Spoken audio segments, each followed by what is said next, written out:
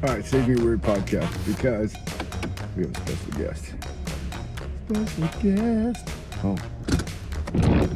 All right, here we go. Hi, and thanks for tuning in. This is the Learn with John Eick podcast, and it's like day 80 something on my 180-day drive to work. Look, remember yesterday I went to the high school on my drive, and today I'm going to high school again. And while I was at the high school yesterday, I walked into Domina Stamos' class. She's the physics teacher and astronomy teacher, and the kids had built these totally like super like off the chart like biodomes. Well, first of all, I walked in there because they built a hovercraft, which it's so physics, right? Oh shoot, that's right. I was gonna bring a leaf blower for the hovercraft today. I gotta turn around and go back and get my leaf blower. All right, well, shoot, I can't see. I better stop this thing. Hi, and thanks for tuning in. This is the Learn with John Eick podcast. I just walked into Domina Stamos' classroom, and my mind is like, because we're looking at like this. Domina, what are these? These are prototypes and models of biodomes that students designed for them to maintain a colony and life on Mars. Yeah, so I am like 15, 16-year-old kid. I'm in your class, and my teacher's like, hey, you're going to build a life on Mars biodome. Now, what we're looking at, I'll tweet out a picture of this. Like, what we're looking at is like popsicle sticks and plastic wrap and hot glue and like Pringles cans that make tubes or tunnels that go from the exterior of the biodome to the interior of the biodome. And inside the biodome, it's carved up into like multiple living spaces by cardboard. You know, what is this, like 3 feet wide by 2.5 feet, 3 feet tall? Like solar panels somewhere. So you got solar panels and things. Maybe not on and this this one, is like, is this part subterranean? And this this is underground and this is above ground. Okay, look, I'll tweet a picture out. But the point is, like, what's funny about, the reason I was like, hey, let's do a podcast was like, okay, first of all, you said over the years, you've gotten better at making these projects, but like you didn't make this one, right? No. A kid did. So a kid did, yeah. Over the years, the kids have gotten better. Yes. Why? Because I've grown as an educator. Right. How many years you been teaching? This is my 12th year. 12th year teaching, and a couple years ago, you were doing biodomes like this, but this year, these products look better. Yes, they're way more detailed.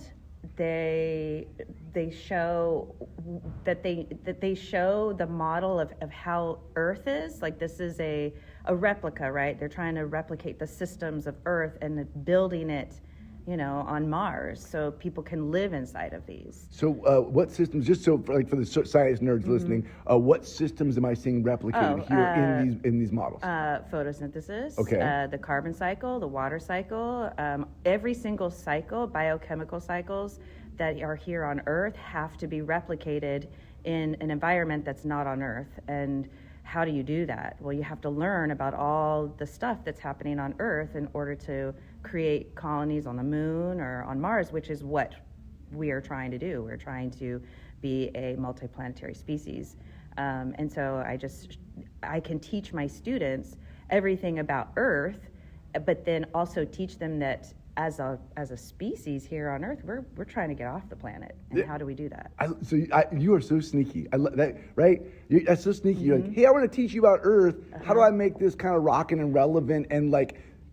So they learn about the water cycle. They learn about the carbon cycle. They learn about things that they didn't know that they were actually learning it in the context of something that's actually probably going to happen in their life. Right.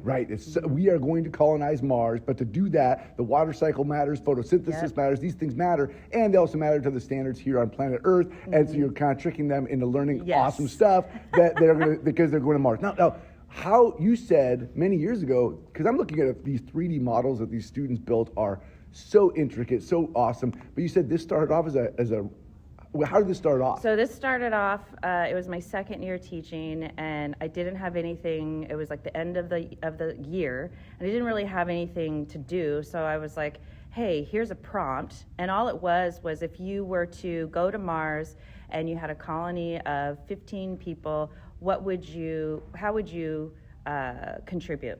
What skills what would you want to do? Right. So I just had them thinking. So this started out with just a prompt of me having my students think and write about it, and And over the years, I've learned how to make this physical. Yeah. I mean, what's so great about that is, look, the prompt itself wasn't, invalid. I mean, it's a great little thinking experiment. Yeah. Hey, all semester or all year, you've been learning, about the water cycle, about photosynthesis. Yeah, that's now, exactly now right. Now, go and apply that in a written form, and we're going to Mars, and that's kind of a cool. But 12 years later or 10 years later, it's evolved iteration by iteration to this really cool, look, this project right here, I'm assuming is one of those things that some kid put their heart and mind into, and a decade from now, they're going to be at some college party and be like, hey man, remember in Davis's class we built those biodomes? That was a trip. Like, I feel like this is one of those cool projects that a kid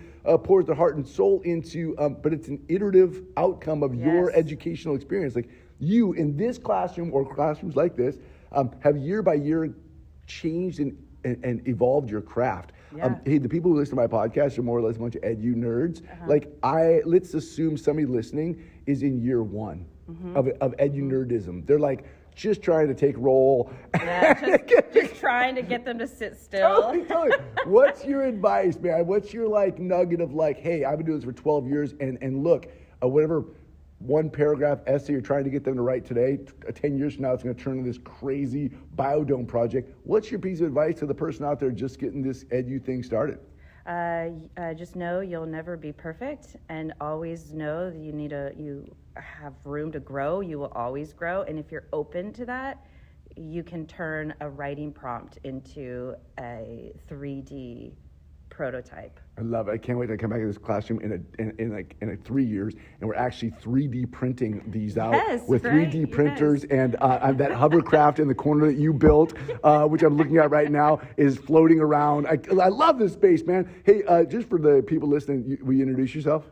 I'm Davina Stamis. I'm a physics teacher and astronomy teacher at Westlake Charter High School. and have you ever been to space or close to it? Oh, yes. Sorry. Yes, the stratosphere with NASA.